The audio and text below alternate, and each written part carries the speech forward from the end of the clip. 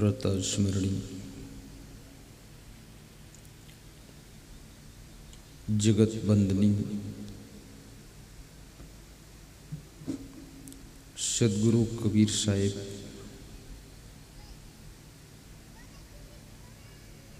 की असीम अनुकंपा से पूज्यपाद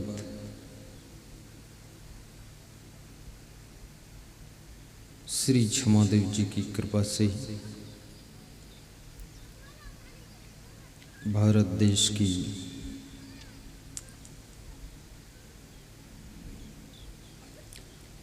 भक्ति भूमि छत्तीसगढ़ प्रदेश डिस्ट्रिक्ट कबीर धाम ग्राम कोड़ापुरी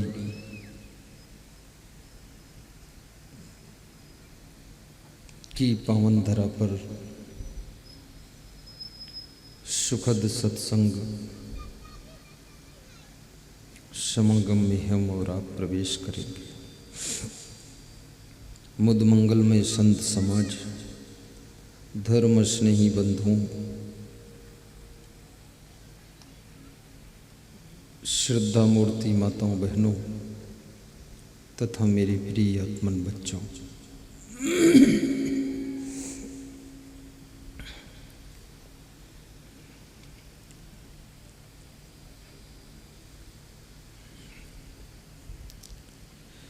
आज दशहरा का पर्व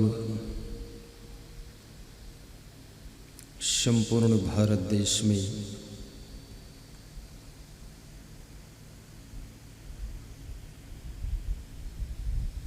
धूमधाम से मनाया जा रहा है। आज के दिन भगवान श्री राम ने रावण का वध किया था।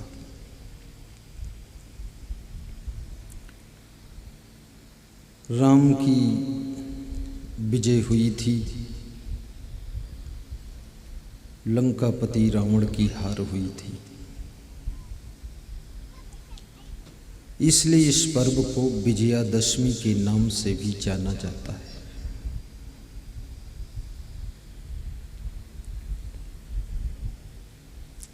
राम रावण का युद्ध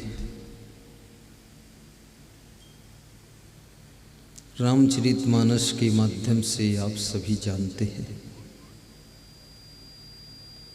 कि राम कौन थे और रावण कौन था। रावण उस व्यक्ति का नाम है जिसकी 10 इंद्रियां वश में नहीं, जिसका मन नियंत्रण में नहीं, जो अभिमान की मूर्ति है, क्रोध से भरा हुआ है, किसी की उचित बात को भी नहीं मानता है, उस व्यक्ति का नाम रावण है। और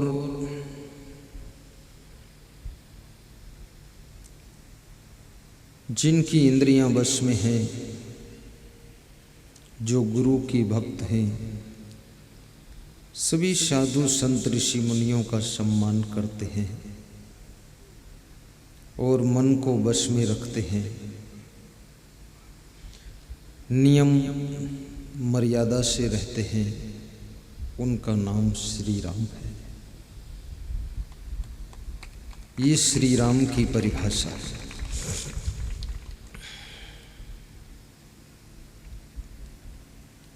आज का दिन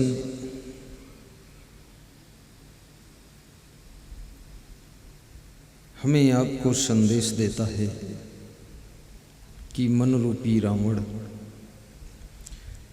जिसके 10 शेष के रूप में 10 इंद्रियां हैं, जो तुम्हारी आत्मा रूपी राम की सीता रूपी शांति का हरण किया है,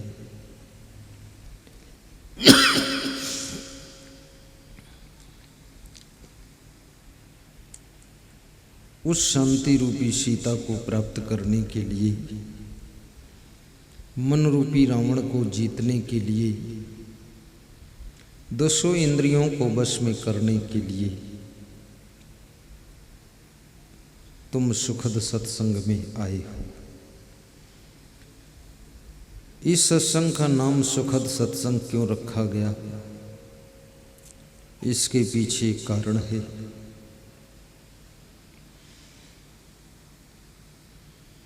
कि जिस सत्संग को सुन करके मनुष्य का मन सुख की अनुभूति करे, शांति एहसास करे,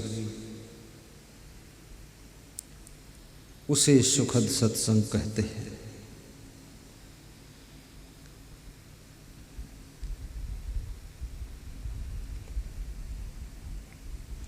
मनुष्य के जीवन में 3 चीजें होती हैं, शरीर, मन और आत्मा।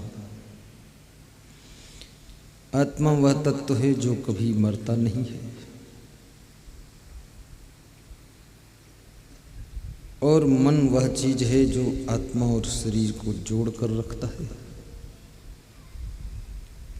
और शरीर जड़ तत्वों से बना हुआ पुतला है जो कि मरण धर्म है, नश्वर है। शरीर किसी का अमर होता नहीं, और इस शरीर के साथ में सदगुरु कबीर साहब कहते हैं कोई सुखी होता नहीं। इस शरीर में ही नाना प्रकार के रोग व्याधि लगे रहते हैं। ऐसी ऐसी बीमारियां हैं जिनका कोई इलाज भी नहीं है, और मनुष्य के शरीर में जब तक बीमारी हो नहीं जाती है तब तक ये शरीर के प्रति उदंडता भी करता है। कभी ज़्यादा खाता है, कभी बिल्कुल नहीं खाता है, और कभी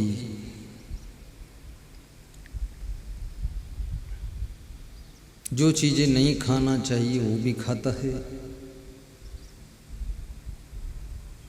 शराब भी पीता है,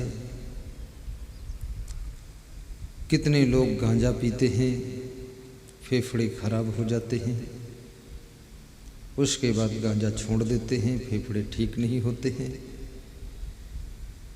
कितने लोग शराब पी करके लीवर उनका गल जाता है, किडनी सड़ जाती है, फिर शराब छोड़ देते हैं तो भी लीवर किडनी ठीक नहीं होते, वो मर जाते हैं। पहले शराब नहीं छोड़ सकते थे जब तक लीवर किडनी बर्बाद नहीं हुआ, लेकिन जब लीवर किडनी बर्बाद हो गया तो शराब भी छोड़ दी, पर बीमारी नहीं छोड़ रही है। कितने लोग बहुत गंदगी में रखते हैं, सब तरफ से स्वच्छता अभियान चलता है, लोग अपने घर के आसपास भी गंदगी रखते हैं। उनको ये मालूम नहीं है स्वच्छता सूर्य देवता के लिए नहीं है, ये स्वच्छता चंद्रमा के लिए नहीं है, ये स्वच्छता तुम्हें स्वस्थ रखने के लिए है। जितना सफाई रखोगे उतना स्वस्थ रहोगे, गंदगी में रहोगे बीमार बने रहोगे। कितने लोग तो अपना मुंह भी ठीक से नहीं धोते हैं, दांत भी नहीं साफ करते हैं।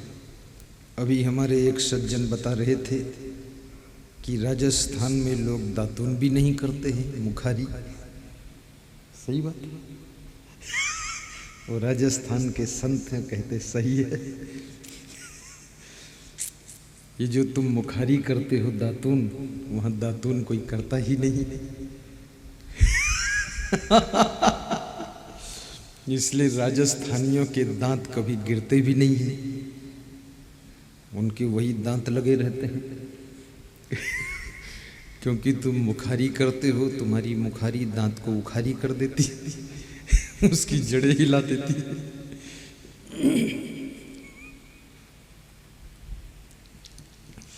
लेकिन अब कुछ कुछ लोग करना शुरू की,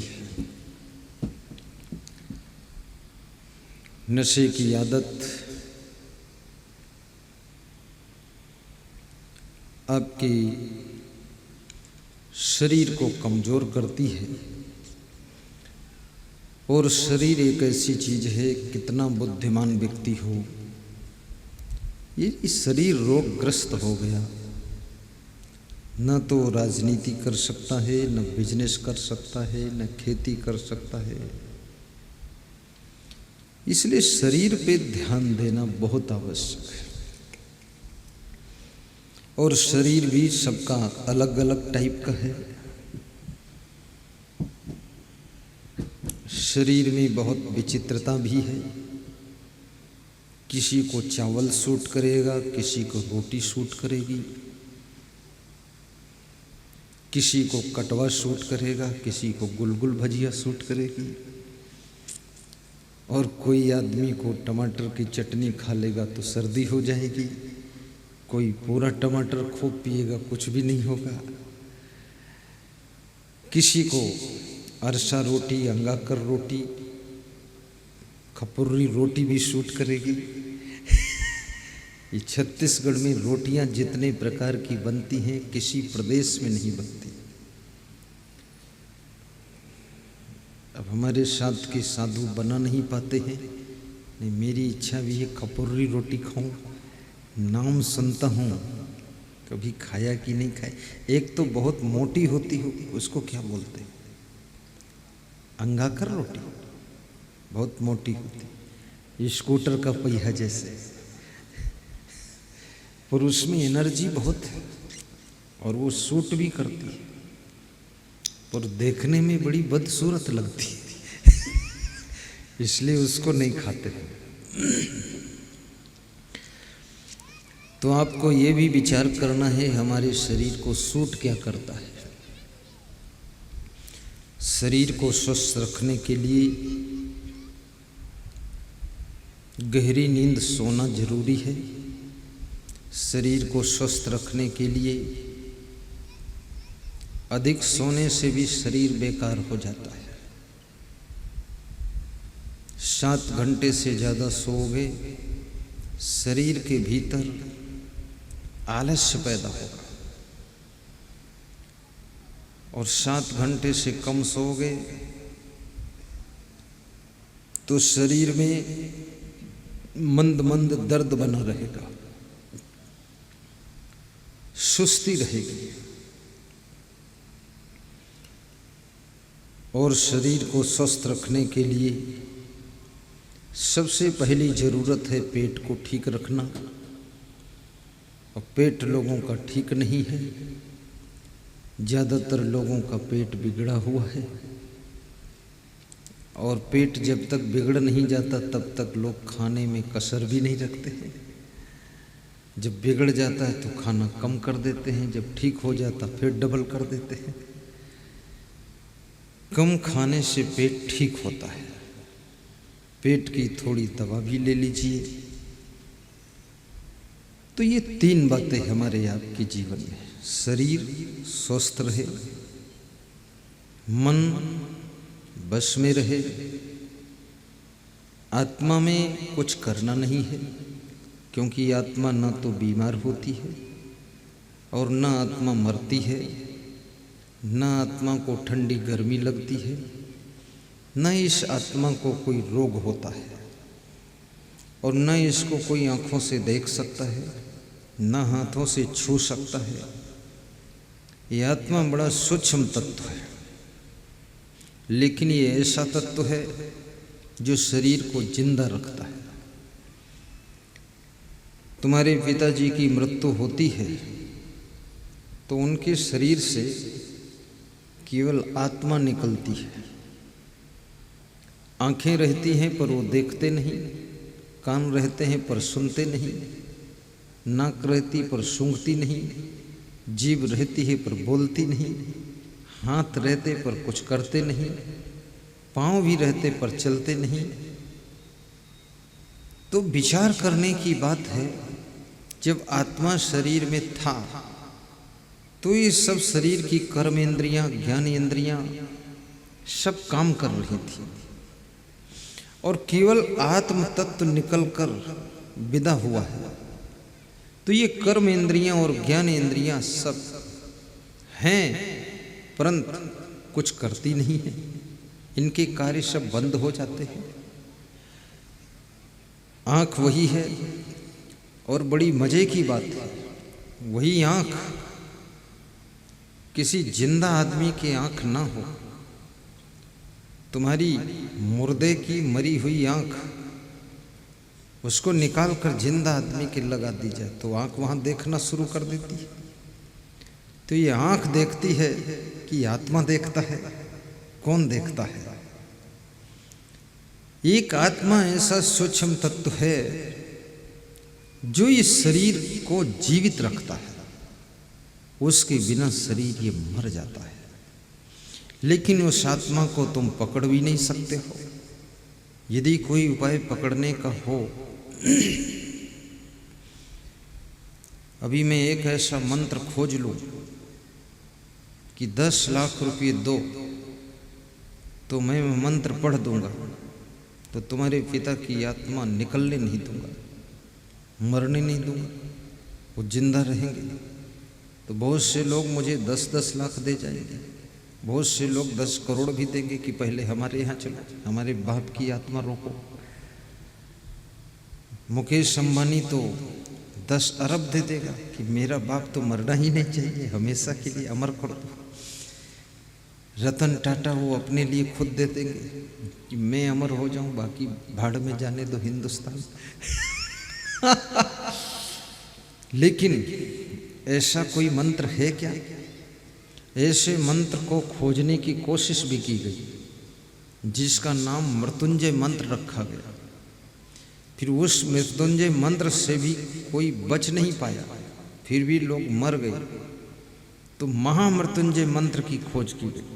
महामृत्युंजय कि मृत्युंजय मंत्र सफल नहीं है तो महामृत्युंजय मंत्र पढ़ो। तो महामृत्युंजय मंत्र खोज हो चुकी है, उसका प्रयोग भी किया गया, लेकिन फिर भी लोग मर गए। जिसने खोज किया वो भी मर गया, और जिसने जपा वो भी मरा, और जिसने जपवाया वो भी मर गया, और जिसके लिए जपा वो पहले ही मर गया। तो महामृत्युंजय मंत्र भी फेल हुआ, वो भी सफल नहीं हुआ।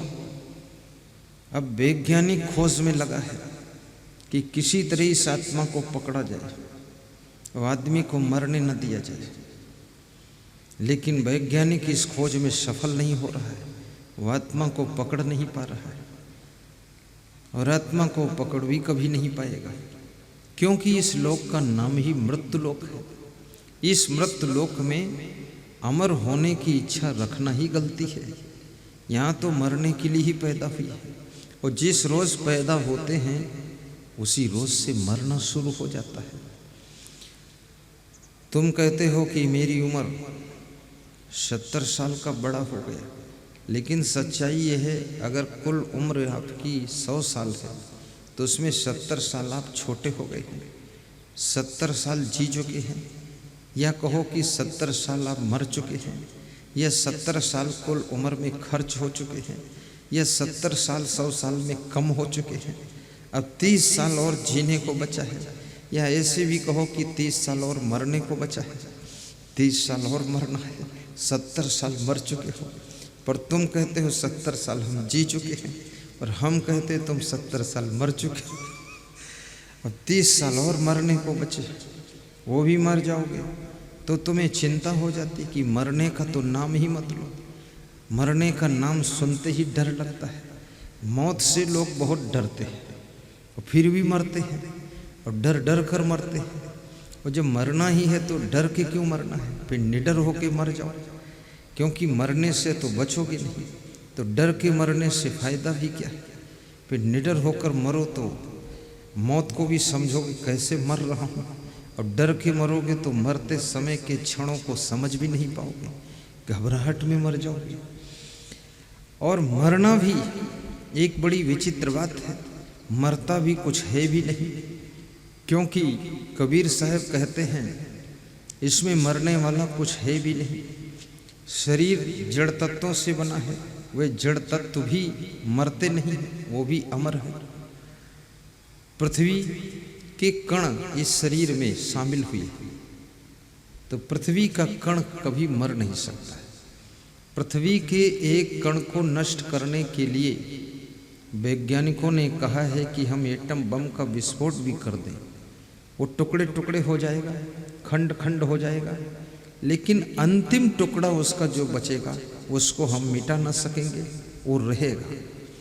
तो पृथ्वी के कण को भी हम मिटा नहीं सकते, पानी के परमाणु को भी नहीं मिटा सकते, हवा को नहीं मिटा सकते, अग्नि के परमाणुओं को नहीं मिटा सकते। और पृथ्वी, जल, अग्नि, वायु, इन तत्वों से ये शरीर बना है, तो इस शरीर में भी कुछ मरता नहीं है।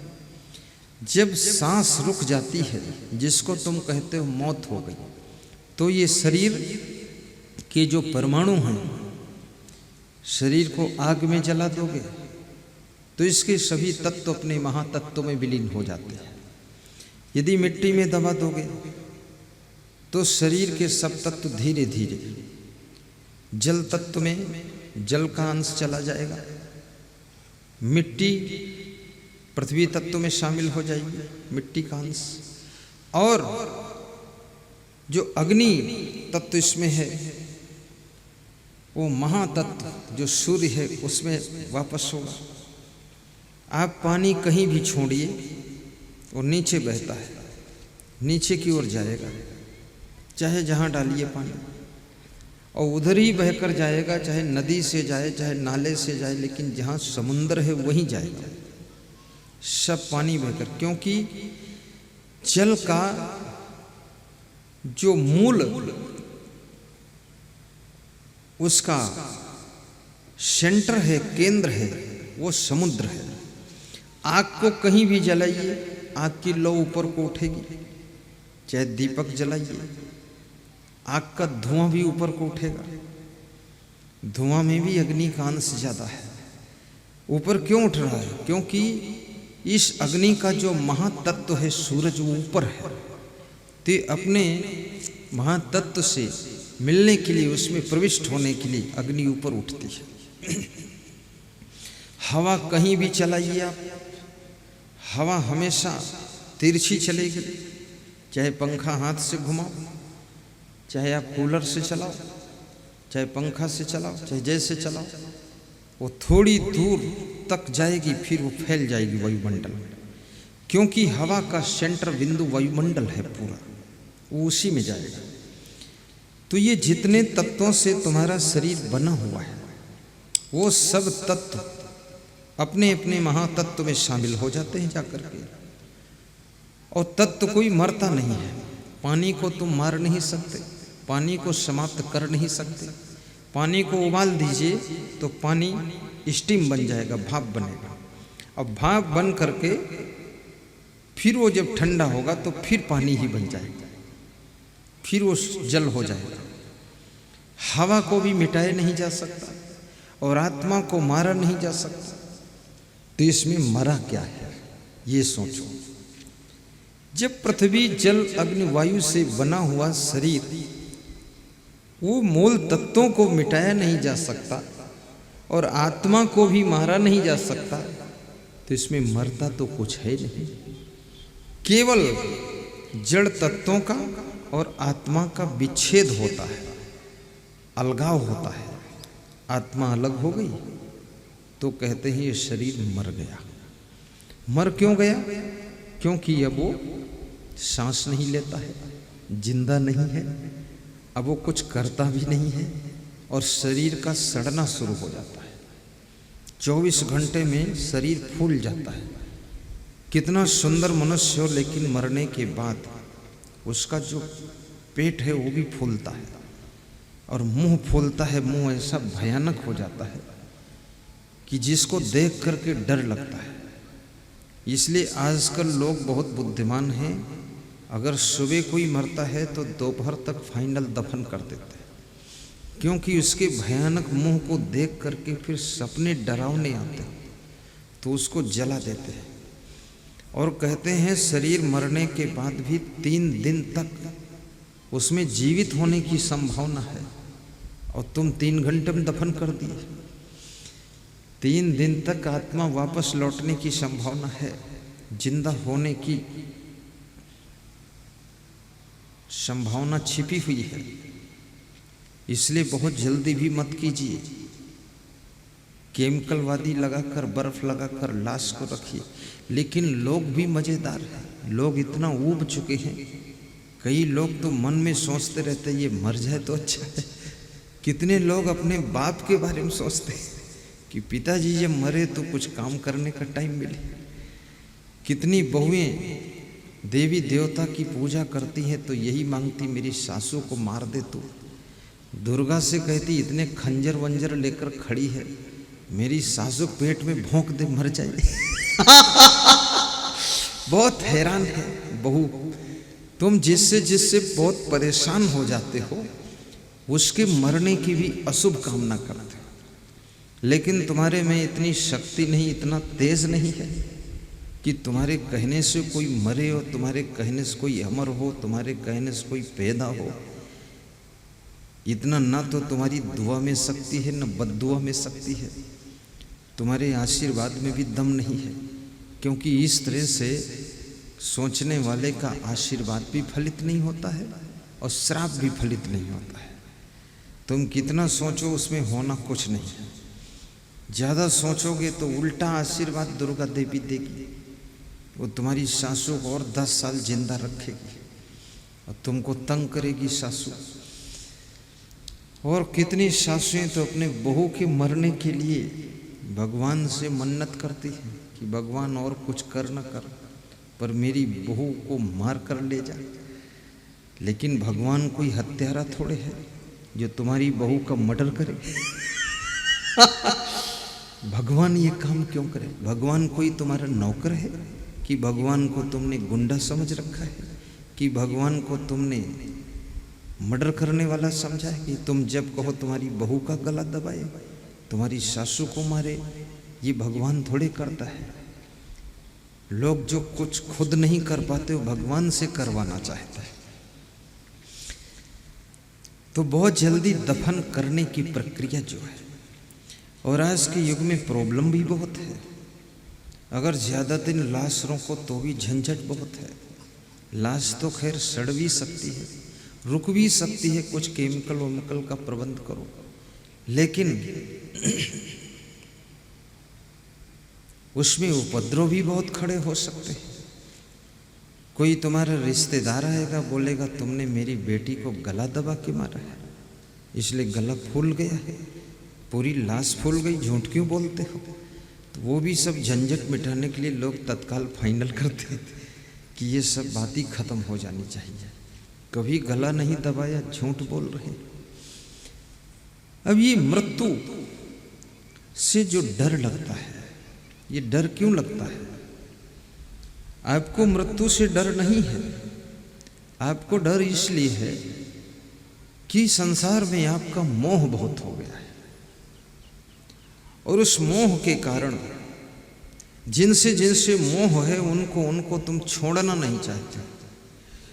और मृत्यु वह प्रक्रिया है कि सबसे तुमको जुदा कर देती है, और ये आत्मा सबको छोड़ कर जाता है। इसलिए आत्मा त्यागी भी है, यहाँ फंसता ही नहीं है, ना धन में फंसता है। आज किसी प्रदेश के मुख्यमंत्री ने बहुत अच्छी बात कही है। उसने कहा मेरी जिंदगी केवल राजनीति तक सिमट कर रह गई, मैंने राजनीति को ही सच माना, जिसके पीछे मैंने अपना स्वास्थ्य भी खो दिया। आज मैं कैंसर से लड़ रहा हूँ, उल्टी सांस चल रही है, मैं बचने वाला नहीं हूँ, मुझको मौत की पदचाप सुनाई दे रही है। झूठा आदमी, कितना झूठ बोला। मौत की पदचाप? मौत कोई लेडीज है जो पायल बजाती हुई आ रही है? वो कहता पदचाप सुन रहा है। अब सुन रहा है जब बेड रेस्ट में पहुंच गया, हॉस्पिटल में पहुंच गया, ऑक्सीजन चढ़ रही है, तो मौत के पैरों की आवाज़ सुनाई दे रही है। जब तक वो पार्लियामेंट में था, दिल्ली में बैठा था, संसद भवन में बैठा था, विधानसभा में, तो उसको कोई मौत की चाप सुनाई ही नहीं देती था। फिर वो चुपचाप बैठा रहता था और मौत के पैरों की चाप सुनाई देती है। ये मौत के कोई पैर होते हैं? कितनी झूठी बात है। लेकिन उसके कहने का अर्थ है कि मौत हमको सब तरफ से आती हुई दिख रही है। अब उसको दिख रही है तो मौत को समझा दो कि मत आओ, थोड़े दिन और राजनीति कर लो, पर उसकी समझेगी भी नहीं मौत।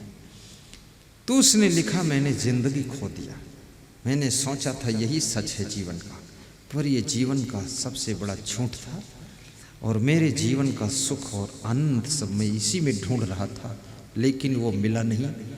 आज मैं मौत से जूझ रहा हूँ और मरने जा रहा हूँ। मेरा कोई नहीं है, न मेरी संपत्ति मेरे साथ जाएगी, न इतना बड़ा पद जाएगा, न भक्ति कर सका, न सत्संग सुन सका, और न तो मैंने आत्म सुधार कोई और किया। लोग मुझे कहते रहे ईमानदार हैं, यशस्वी है, लेकिन मुझे पता है मैं बहुत घाटे का सौदा करके दुनिया से विदाई लेने वाला हूँ। मुझे कुछ यहाँ मिला नहीं। अंत में वो पश्चाताप करके मरने जा रहा है, शायद शाम तक मर जाएगा। उसकी दिवंगत आत्मा को शांति मिले, ऐसी हम भी शुभकामना करते हैं। और अगले जन्म में वो तुम्हारे जैसा भगत बन करके बैठ करके सत्संग सुने, ऐसा उसके लिए आशीर्वाद है। ये राजनीति में भी सुख नहीं है, याद रखना। और बहुत बड़ी संपत्ति में भी सुख नहीं है, और गरीब होने में भी सुख नहीं है। गरीब होने में भी बहुत दुख है, बड़ा झंझट का जीवन है। राजनीति न करने में भी बहुत असमंजस है, और करने में भी बहुत टेंशन है। करो तो फंस गए, ना करो तो दूसरे लोग फंसा देंगे कहीं ना कहीं। एक सज्जन कह रहे थे, राजनीति में बिल्कुल रुचि है ही नहीं मेरी। अपने कहा फिर करते क्यों हो? बोले जिस दिन राजनीति छोड़ देंगे उस दिन ठेलुआ लोग हमको फंसा देंगे जेल में, तो अपने बचने के लिए कर रहा हूँ, बाकी तो इंटरेस्ट नहीं है। बहुत दुख मिलता है इसमें। और ये भी याद रखना, जो व्यक्ति समय निकाल कर थोड़ा सत्संग भी सुन लेता है, थोड़ा मोबाइल के यूट्यूब में भी सुन लेता है, थोड़ा सा प्रवचन टीवी चैनल में सुन लेता है, और कभी कभी साक्षात आकर के सुन लेता है। आज मरते मरते जग मुआ साहब कहते हैं, ना मन मरे न माया मरे, मरी मरी जात शरीर, आशा तृष्णा ना मरी, कहे गए संत कबीर।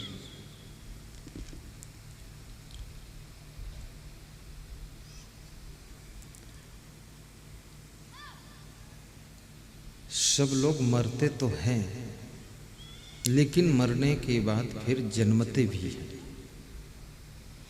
ऐसा नहीं कि मरने के बाद तुम छुट्टी पा जाओगे, छुट्टी नहीं मिलेगी, फिर से जन्म होगा।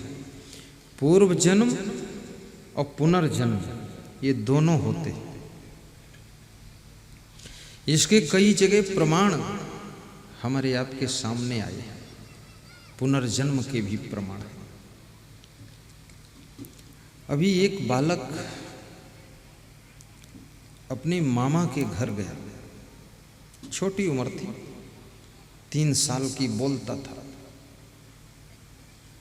तो अपने मामा को डांटा कि तुमने ये मकान गिराया क्यों, ये तो मैंने बनाया था। तो उसका मामा बोला, तुम हो कौन? बोले, मैं तेरा बाप हूं, और कौन? मकान गिरा दिए हो? तो बोला, मेरा कमरा वहां था, उसमें बंदूक थी, वो कहा मेरी बंदूक लाओ। तो बंदूक दिया उसको। बोले, इतनी गंदी कर डाला इसको, साफ नहीं करते हो? चलो कपड़ा लाओ, इसको साफ करो, पहले पोंछो। बंदूक को साफ करें। है उनका भांजा भांचा, बाप की आत्मा भांचा बनकर आई, और उसको पुनर्जन्म हुआ, और वही दबंगई जो उनके बाप में थी। फिर बोला, सही सलामत रहना तुम लोग। खैर कोई बात नहीं, अब हमारा जन्म दूसरी जगह हो गया, लेकिन मकान गिराया है तो इसको ठीक से बनाओ, फिर देखने आऊंगा मैं।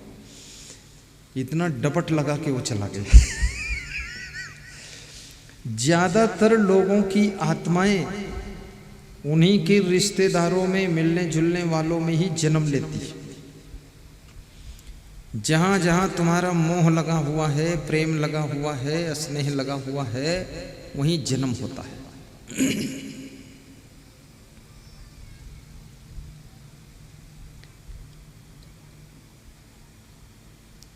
राजस्थान के सीआईडी विभाग के पुलिस अफसर मेरे पास आए।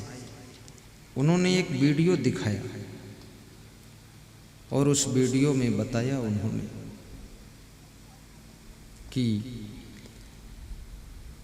पंजाब प्रदेश के अबोहर जिले का एक व्यक्ति राजस्थान में हनुमानगढ़ जिले में जन्म लिया है और 2.5-3 साल की उम्र से वो बच्चा बोलना शुरू किया कि मैं तो पंजाब का रहने वाला हूँ, अबोहर जिले में मेरा गांव है, अमुक गांव है, मुझे वहाँ ले चलो। तो घर के लोगों ने सुना नहीं। थोड़ा और बड़ा हुआ, 5 साल का हुआ तो ज़्यादा बोलने लगा। तो घर के लोगों ने किसी जंतर मंत्र वाले को बुलाया और कुछ चावल वावल मंत्र वंत्र पढ़ के डाला कि उतारो इस पर, कुछ होगा। 8 साल का हुआ तो बोला नहीं ले चलोगे तो हम अपने आप चले जाएंगे। तो गांव के लोग बोले इसको गाड़ी में बिठाकर ले चलो, एक बार देखते हैं ये सच बोल रहा कि गलत बोल रहा। तो उसके बताए हुए एड्रेस से गाड़ी में 7-8 लोग बैठकर और उस बच्चे को ले गए पंजाब राजस्थान से, और रास्ता भी बताता चला गया। देखो अपने गांव पहुंचा, बोला मेरे पिताजी का ये नाम था, इस घर पे चलो। घर गया, गांव के लोग सब इकट्ठे हो गए। बड़ा आश्चर्य हो गया, अभी 6 महीने पहले की घटना है। तो वो सीआईडी अफसर पुलिस का बता रहा था कि उसने बताया वहां पर जाकर कि ये मेरा चाचा है और इसने मेरी हत्या किया था और मुझे मार करके रेलवे लाइन पर मेरी लाश को लेटा दिया था। देखो कितना उसको याद है। तो चाचा भी खड़ा था, गांव के लोग थे, बोले लाश तो रेलवे लाइन पर ही थी इसकी। बोले ये चाचा है, यही मारा था मुझको जमीन के चक्कर में। ये मेरे बूढ़े पिताजी है, मेरा भाई है, मेरी वाइफ है, ये मेरा कमरा है जिसमें मैं सोता था और मेरे को इसने मारा था। तो वहाँ की पुलिस फिर आई, उसने बयान लिया और चाचा को पकड़ा। तो चाचा बोला ये पूर्व जन्म की बात बता रहा है, कोई बच्चा झूठ बोले तो भी क्या अरेस्ट हो जाएगा। तो चाचा को तो छोड़ दिया, उस बच्चे को पुलिस के लोग थाना ले गए और फिर ठीक से बयान लिया और मोबाइल में रिकॉर्ड करके व्हाट्सएप भी किया सभी को कि ये प्रचार होना चाहिए। तो उस बालक ने कहा खैर ये मेरा पुराना घर है, मैं यहाँ नहीं रहूँगा, अब मैं हनुमानगढ़ में जन्म लिया हूँ, वहीं चलूँगा, लेकिन ये चाचा मेरा पापी है ये। अब ये आत्मा सोचो, अब यहाँ से विचार करना, अगर तुम्हारी बहू तुमको दुख दे रही है तो ये पूर्व जन्म कि कर्मों के अनुसार वो आत्मा तुमको दुख देने के लिए आई है। कुछ न कुछ उसके साथ में कर्मों का लेन देन बिगड़ गया आपका। और यदि आपका पुत्र दुख दे रहा है आपको, तो ये पुत्र की आत्मा जो है ये कोई दुश्मन की आत्मा पुत्र बनकर पैदा हुई है और अपने कर्मों का लेन देन फाइनल कर रही है। अभी बरेली में एक बालक जिसकी उम्र 30 साल है, वो अपनी माँ को कहता है ये मेरी पूर्व जन्म की दुश्मन है, माँ से कहता है, और माँ कहती है ये पूर्व जन्म का मेरा शत्रु है, इसका मेरा बनता ही नहीं, जैसे कुत्ता और बिल्ली का नहीं बनता। अब वो माँ बेटे हैं और दोनों गुरु मंत्र लिए हैं और मैं दोनों को बहुत कमरे में अकेले भी समझाया हूँ, बहुत ठंडा किया हूँ, लेकिन फिर भी 75% ठंडे हुए हैं, 25% गुर्राहट रहती है माँ बेटे में। अब ये क्यों रहती है? ये पूर्व जन्म और पुनर्जन्म का खेल है।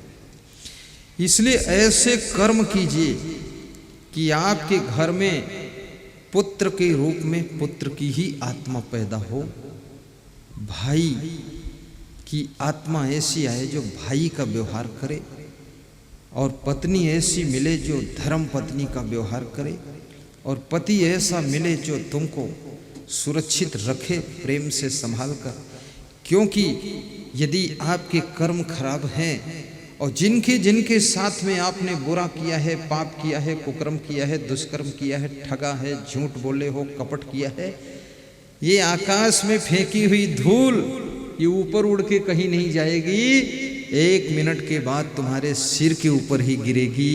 ये जो किए हुए कर्म हैं ये किसी न किसी तरह भोगने पड़ेगा। इसलिए कबीर साहब कहते हैं, बीजक कबीर साहब का मूल ग्रंथ।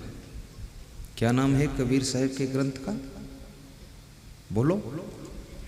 बीजक है। इसमें ऐसे कितने लोग हैं जिन्होंने बीजक देखा है? हाथ उठाओ। Very good. ऐसे कितने लोग जिनके पास बीजक है? हाथ उठाओ। ठीक। ऐसे कितने लोग जिन्होंने बीजक पढ़ा है? हाथ उठाओ। कोई नहीं। 1 2 3 4। ठीक। ऐसे कितने लोग जो बीजक को रोज पढ़ते हैं?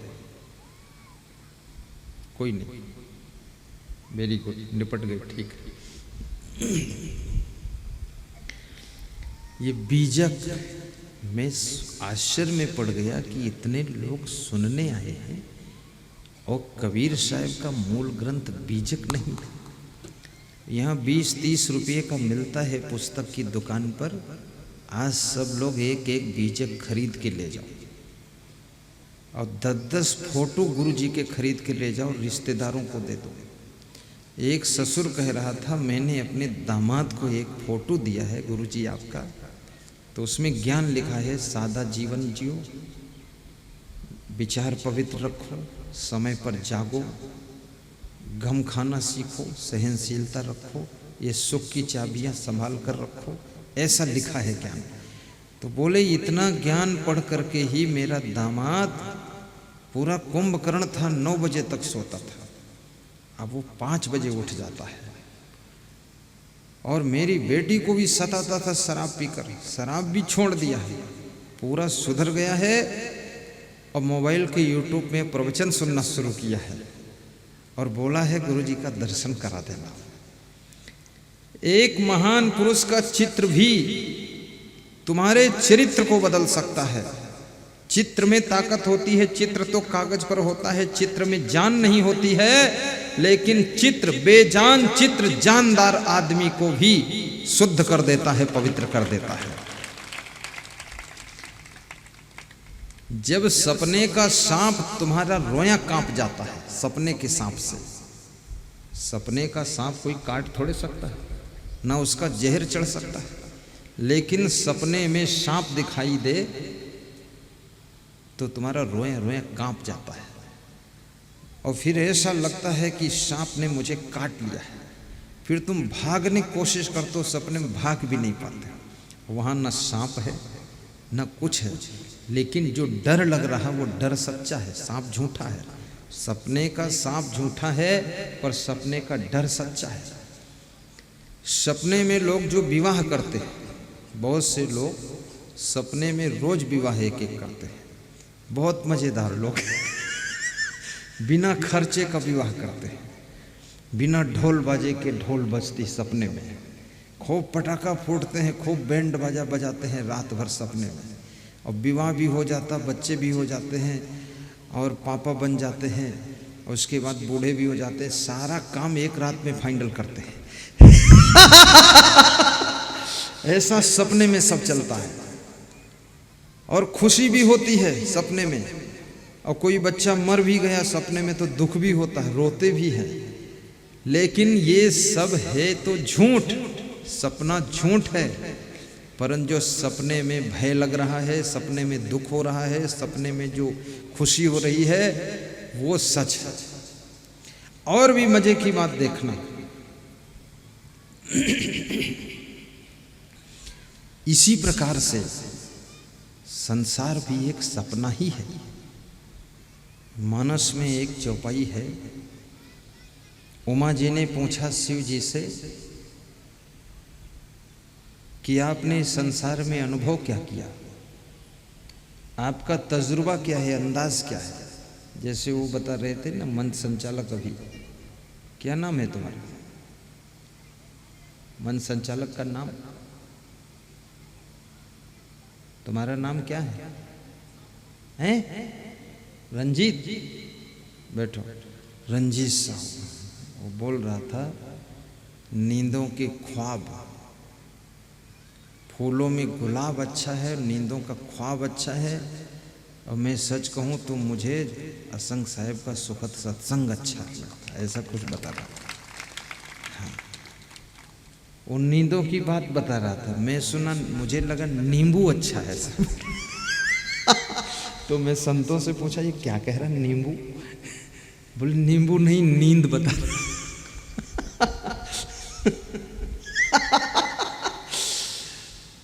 वो एक एक चौपाई बोलते रहते हैं और हर चौपाई में वो बड़े समझदार आदमी। कहते हैं गुरुजी कहते हैं कि मतलब अब गलत हो तो गुरुजी फंसेंगे और सही है तो गुरुजी, सम्मान तो गुरुजी का, तो सब मेरे ऊपर डाल देता है कि अपन जो भी कहना है कह दो, गुरुजी को फंसा दो, उधर निकल जाओ।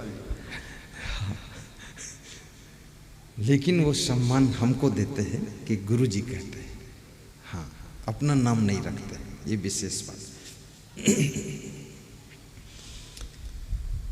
तो ये फोटो जो चित्र होता है इसका भी बहुत प्रभाव पड़ता है। अपने रिश्तेदारों को चित्र बांट दीजिए। रिश्तेदारों को अभी दिवाली आ रही है, 50 पेन खरीद लो यहाँ से, उसमें गुरु जी का फोटो है। पेन रिश्तेदारों को दे दो, मित्रों को एक एक दिवाली के उपलक्ष्य में कि आप ले जाइए।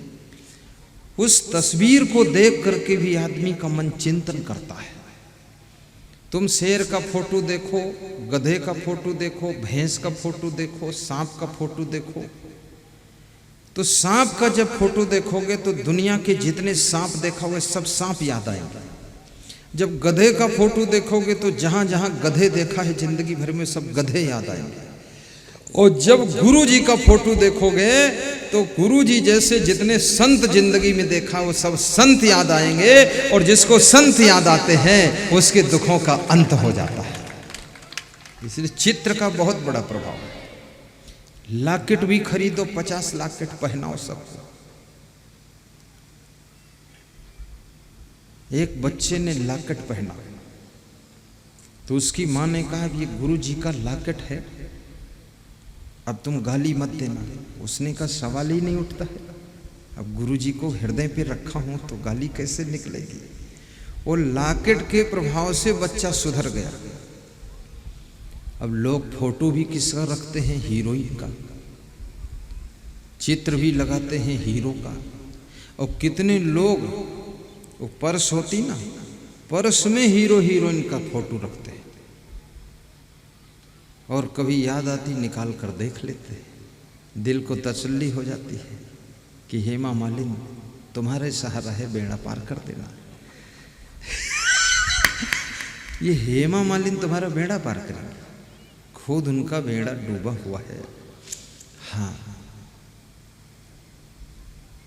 अब लड़कियां हैं वो तो हीरो का फोटो रखती। धर्मेंद्र है, राजेश खन्ना है, अमिताभ बच्चन है। अब तो खैर अमिताभ बच्चन बूढ़ा हीरो है, अब लोगों ने उसका पिंड छोड़ दिया धीरे धीरे। अब कुछ नए नए को ढूंढ रहे हैं और उसमें है कुछ नहीं। वो टांग टेढ़ी करके खड़ा रहता है, पैंट ढीली पहन लेता है, कहीं पैंट टाइट पहन लेता है, कहीं बुशर्ट का एक बटन खुला रहता है। हीरो भी मजेदार है, वो जानता है किस तरह से मूर्ख लोग प्रभावित होंगे, उसी तरह की एक्टिंग करता है, उल्टा पलटा एक्टिंग दिखाता रहता है। अब हीरो से प्रेम करने वाले लोग, हीरोइन से प्रेम रखने वाले लोग, और हीरो हीरोइन की ख्वाबों में खोने वाले लोग, और हीरो हीरोइन की पिक्चर देखकर उनके सपने देखने वाले लोग बहुत ज़्यादा उम्मीद नहीं है कि बहुत कुछ ये जीवन में सुख शांति पा सकेंगे, क्योंकि कितने हीरो हीरोइन की दशा देखो, दुर्दशा हुई है। कोई बाथरूम में डूबी हुई हीरोइन मिली है, नहीं डूबी तो किसी ने डुबा दिया है, क्या किया है। कितने बड़े बड़े पदों पर बैठे हुए लोग। कानपुर के एसपी ने अभी 2 महीने पहले अपने खुद की गोली मारकर हत्या किया। आईपीएस अफसर, एक जिले की पुलिस का अफसर था और हत्या कर लिया। मध्य प्रदेश के राज्य मंत्री भैयू जी महाराज, उसको भी कहते हैं गोली मारकर हत्या कर लिया। अब मंत्री भी है, हत्या कर लिया है। इसका मतलब है तादाद से ज्यादा अशांति है, सीमा से ज्यादा दुख है, लिमिट से ज्यादा कष्ट है, मानसिक पीड़ा। और सच्चा सुख अगर चाहते हो तो आज फार्मूला मैं आपको बताता हूं। सच्चा सुख चाहते हो तो एक काम करना, शरीर को स्वस्थ रखने की पूरी कोशिश कीजिए। दूसरा काम, मन को बस में रखिए, गलत कामों में मत लगाइए। तीसरा काम, इंद्रियां कंट्रोल में रखिए, उनको चंचल मत होने दीजिए। चौथा काम, आप सत्संग सुनिए, भक्ति कीजिए, दान पुण्य कीजिए, सेवा कीजिए और अपने से जुड़े हुए सभी लोगों से प्रेम कीजिए। राग द्वेष मत कीजिए, मन में गठान मत बांधिए, अपने मन को निर्मल रखिए। आप जहां हैं वहीं पर आपका सुख उपस्थित हो जाएगा। जो लोग राग द्वेष करते हैं ना, तो जिससे तुम्हारा द्वेष हो जाता, नफरत हो जाती है, उसको देखते ही मन में गुस्सा आती है, क्रोध आता है। और जहां क्रोध आता है वहां शांति कहाँ रह सकती है। कितने लोग कहते भी रहते हैं, उनको मैं देखता हूं तो देखते ही मेरा 1 तोला खून जल जाता है, इतना क्रोध आता है। अब वो संसार में रहते हैं, गांव में रहते हैं, पड़ोस में रहते हैं, तो देखने तो मिलेंगे ही कभी कभी। आपने ऐसी भावना उनके प्रति क्यों बनाई जो आपका 1 तोला खून जलता है। और कितने लोगों का खून जले न जले, लेकिन मैं उनका चेहरा देखता हूँ, जिससे नाराज हैं या जिससे उनको ईर्ष्या है या जिससे घृणा है या द्वेष है या जलन है या जिससे नफरत है, उसको देखते ही उनको गुस्सा जरूर आता है। उनके मन की प्रसन्नता खत्म हो जाती है और चेहरे की खुशी खत्म हो जाती है, और कुछ अपने मुंह के अंदर ही जीभ चला करके बुदुर बुदुर उसको गाली देते हैं, और उसके बाद में कुछ बोल करके अंदर ही अंदर आंखें तरेर जाती हैं और माथे पर ऐंठन आ जाती है, और फिर ऐंठ के दूसरी तरफ चल देते। लेकिन ये सब करने से नुकसान किसका है? आपकी शांति नष्ट होगी, आपकी प्रसन्नता नष्ट होगी, आप दुखी होंगे, आप उलझन में रहेंगे, आप असमंजस में रहेंगे। और जिसको देख करके तुम ऐसा कर रहे हो, उसको शायद पता भी नहीं कि अभी ऐंठ गया है मेरे को देखकर, और तुम खाम उलझ रहे हो। बुद्धिमान व्यक्ति किसी से इतना संबंध नहीं बिगाड़ता है जो बोलचाल बंद हो जाए, और किसी से इतना संबंध गहरा नहीं बनाता है जो उसमें मिठास में ज़्यादा कीड़े पड़ जाएं, और किसी से इतना जुड़ता भी नहीं है कि जुड़ने के बाद कोई विकार पैदा हो जाए। कितने लोग ऐसे ऐसे मितान बनाते छत्तीसगढ़ में, खूब मितान बनाया। मितान घर में बैठता है, मितान कमरे में आता है, मितान बेडरूम में आता है, और मितान जो है चाय पीता है, मितान रिश्तेदारों को पिलाता है। और एक दिन ऐसा हुआ कि मितान ने ऐसी गलती तुम्हारे घर में किया कि मितान तो मितान था और तुम उतान पड़े हो कि अब क्या होगा। गुजरात का एक व्यक्ति कह रहा था, मेरा मित्र मिल जाए तो इसका मूड मैं गड़सा से काट दूं। तो मैंने कहा ढूंढ लो ना, कहीं मिलेगा। अरे बोले गांव छोड़कर भाग गया है, 10 साल से आया नहीं, आ जाए तो इसका मूड काट दूं मैं। तो हमने कहा बात क्या है? बोले मेरी पत्नी का गाल चूमते हुए देखा मैंने। ये गुजरात की बात है। अब इतना जब मित्र बनाओगे अंदर तक घुसोड़ोगे तो गाल चूमेगा ही फिर। हाँ, तुमने कहा तो कम ही देखा, उसके आगे और दृश्य था वो देख नहीं पाए तुम। मित्रता भी करो तो एक सीमा तक,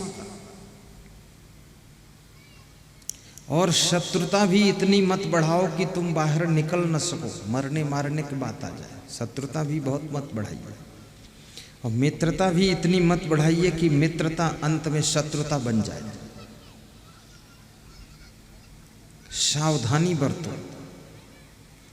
कृष्ण और सुदामा मित्र थे, लेकिन सुदामा को कभी आपने रुक्मिणी से बात करते देखा? कभी नहीं देखा होगा। और कृष्ण को कभी सुदामा की पत्नी सुशीला देवी से बात करते देखा? कभी नहीं। मित्रता आप अपने तक सीमित रखो, वहाँ महिलाओं में घुसड़ने क्या जरूरत है? महिलाएं खुद ही इनको जरूरत होगी तो मितानिन बना लेंगी। हाँ, ये सावधानी।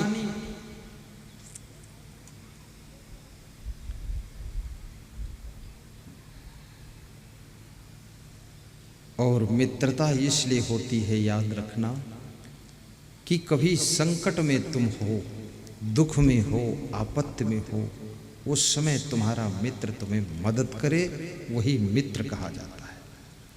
वह मित्र नहीं है कि तुम जब संपन्न हो, धनवान हो, उन्नति कर रहे हो तो तुमसे मित्रता इसलिए कर रहा कि जब मांगेंगे 10-5 हजार मिल जाएंगे, और जब पैसा नहीं रह गया तुम्हारे पास तो मित्र भी नहीं रह गए। ये सब स्वार्थी मित्र है।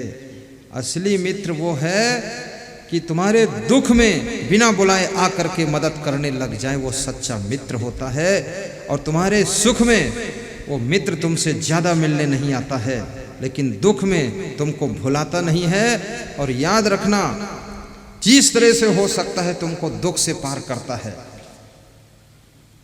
जब कृष्ण भगवान दुख में थे, जरासंध ने कृष्ण के ऊपर तीसरा आक्रमण जब किया तो कृष्ण भगवान भी रण मैदान छोड़कर भागे। कृष्ण भगवान ने हमें आपको सिखाया है, जब आक्रमण इतना बड़ा हो कि बचने की उम्मीद ना हो तो रण मैदान से भाग जाना चाहिए। भागने की कला सिखा दी है भगवान ने। कुछ लोग कहते हैं भागूंगा नहीं, चाहे मर वहां जाऊं। मरने से क्या फायदा? अरे ये लफंगों के हाथ से मरोगे तो सदगति भी नहीं होगी। भाग जाओ, जैसे भगवान भाग गए थे। और भाग जाओ और कल फिर तैयारी करो और फिर लफंगों को रपटा के मारो। और तुम वहीं अड़े रहे हो, मर गए तो कौन बुद्धिमानी? भगवान कृष्ण भाग गए तो समुद्र किनारे द्वारिका तक भागे। कहाँ? मथुरा से रपटाया उसने। अब सोचिए, जरासंध के पास कितनी विकट सेना थी।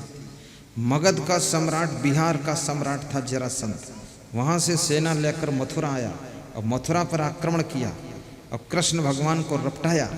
और कृष्ण भगवान उसके सामने टिक नहीं सके, क्योंकि इनके बचपन था, छोटे थे, उतनी तैयारियां नहीं थी। तो भगवान भागे, भागते भागते गुजरात तक पहुँचे, द्वारिका तक।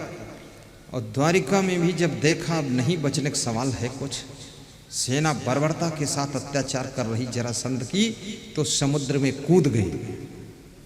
कूद गए और किसी तरह से पार होकर के समुद्र के अंदर 3 किलोमीटर जाकर एक टापू था, वहां जाकर रुके। वो 1 किलोमीटर बड़ी जगह, ऊंचा टीला है समुद्र के अंदर, वहां मैं गया हूं। और वहां कृष्ण भगवान रुके। वहां अरहर होती है, दाल। तो सुदामा को खबर मिली, सुदामा का घर वहां से 100 किलोमीटर है, पोरबंदर में, कि मेरा मित्र समुद्र में कूदकर समुद्री टापू पर पहुंचा है। हो सकता उस समय भी मोबाइल होते हों, वायरलेस सिस्टम होगा, सूचना पहुंची। तो वहां से सुदामा चावल लेकर आया कि दाल तो वहां है ही, चावल इधर से ला सको तो दाल भात बनाकर खाएंगे, हमारे भगवान वहां रहेंगे, इसलिए ले गया। लोग कहते वो चावल पोटली, चावल ज्यादा ले गया था, वो बगल में दबाने भर का नहीं था, खोपड़ी लाद के ले गए। कि हमारे परम मित्र कृष्ण भगवान, उस टापू पर दाल होती, वहां अरहर होती, मैं गया हूं, वहां अरहर लगी थी। तो चावल की जरूरत थी, चावल इधर से सुदामा ने पहुंचा दिया। संकट में सुदामा पहुंच गए। याद रखना, आपके मित्र के ऊपर जब संकट आए तो तुरंत तुम पहुंच जाना, तो ही तुम सच्चे मित्र कहलाओगे। और सुदामा हो फिर तुम कृष्ण हो। हालांकि सुदामा गरीब थे और कृष्ण भगवान तो बहुत अमीर थे, लेकिन कभी कभी अमीर को भी गरीब की मदद की जरूरत पड़ती है और गरीब ही मदद कर सकता है। पापान निवारयति योजयते हिताय गुह्यम निगूहत गुणान